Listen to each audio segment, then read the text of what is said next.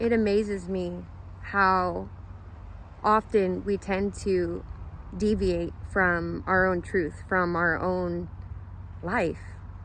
And we get stuck in this cycle, this motion, the same thing over and over every day. We lose sight of kind of who we are. And I think a huge piece of finding ourselves and a huge piece of who we are is who we were as a child. And if you can take something and bring that back to life, something from your childhood, and try it, I think you will find something glorious about it. And if you can't really think of anything that you want to do, I would encourage you just to find something that you enjoy and stick to it for a little while.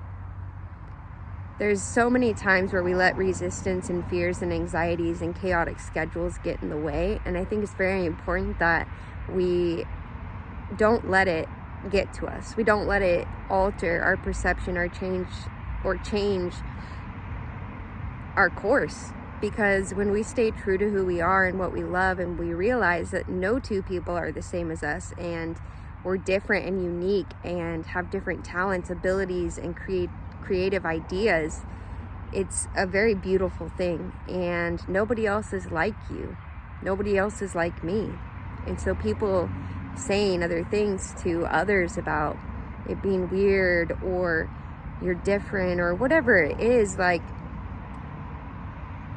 dive into who you are and let that childlike self come to surface, even just for a little while. And I think that you'll find that you'll kind of get a reset. Your energy will be charged and you will be able to focus on way more.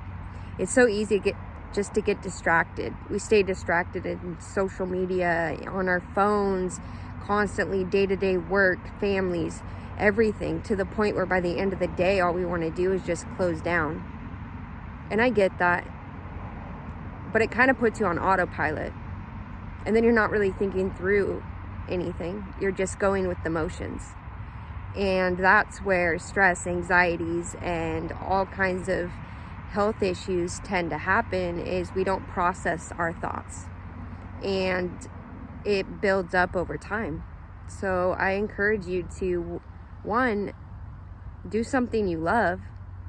Bring that child self, that inner child, back out.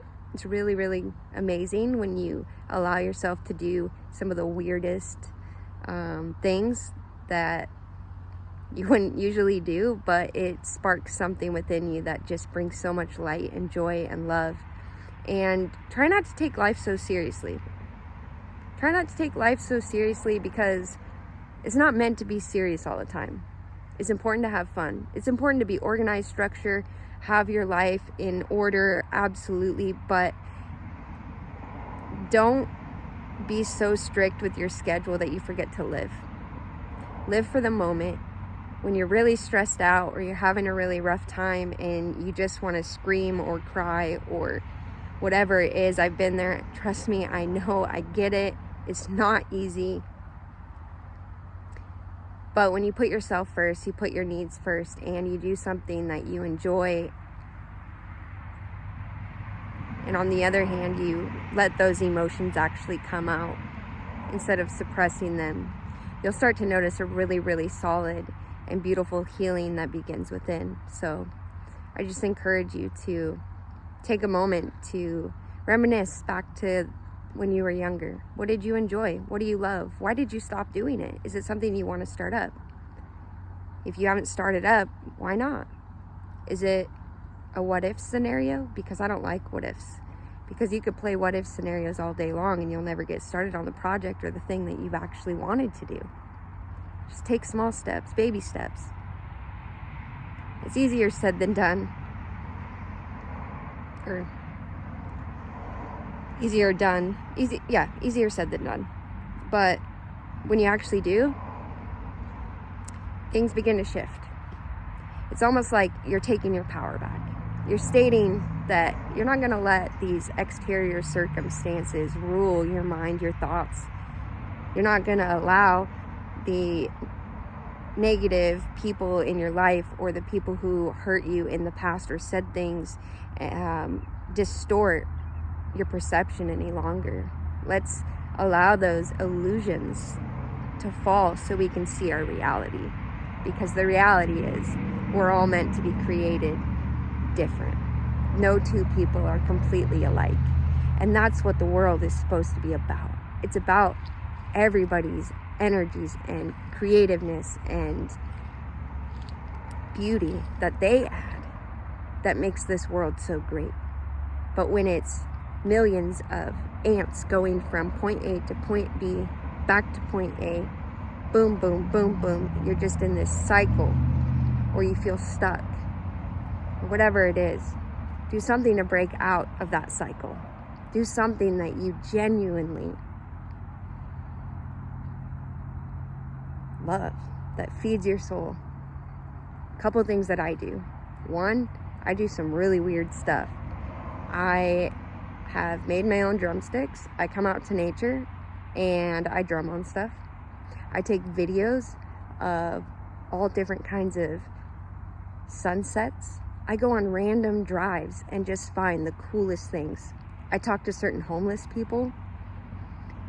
Being an empath, it's almost like, it is, I can feel the emotions of another. And so instantly, I'm able to tell, is this person okay?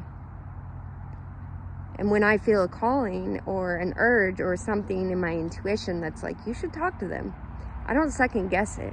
Because whenever I get one of those feelings and I follow through with it, something beautiful comes out of it. And there's nothing better than when you don't distract yourself and say, I don't have time for that, but you follow through with what your intuition's telling you, and it changes everything. And I've built a lot of relationships. I've learned a lot about people. I've learned a lot about myself. I have set things in place as schedules, but I also allow myself to flow freely because I don't want to go against the current. I want to go with the current. I don't want to fight the storm. I want to allow it to push me in the right direction. And so that's why I don't let resistance and fear and anxiety control my everyday life. I don't allow external situations, and I can tell you right now in this moment, I'm in quite a few, to alter my peace within. I take it moment by moment. And some moments I have lots of energy. And some moments I'm in solitude. But I allow myself the freedom to go with the wave. And whenever I do, things align and I'm brought to shore right where I should be. But when I fight the current, I'm drained, exhausted, old things come up, surface, I feel bogged down. It's not good. But when I follow my intuition and I just go with the flow, beautiful things come out of it every single time. And when I have an idea and I think that something should go a certain way and it doesn't, I don't get upset about it. I think to myself, and I know that it's all for a greater reason. It wasn't meant to be in alignment with me. And when you trust that and you know that and you begin to accept that and live following your intuition, which is your sixth sense, it really is. So tap into it. When you're uncertain, it's kind of takes practice, but like, what is it that's holding you back? When you feel the resistance, what's holding you back? When you feel like, is this my mind or my intuition? Does it come from fear? Or does it come from a place of excuses? There's other areas I could go into, but it's all about finding the balance and bringing your inner child out and allowing yourself to dive deep into your intuition so that you can become a better version, a more authentic version, a more unique version of who you are. That's all I got for now. Caitlin Elise.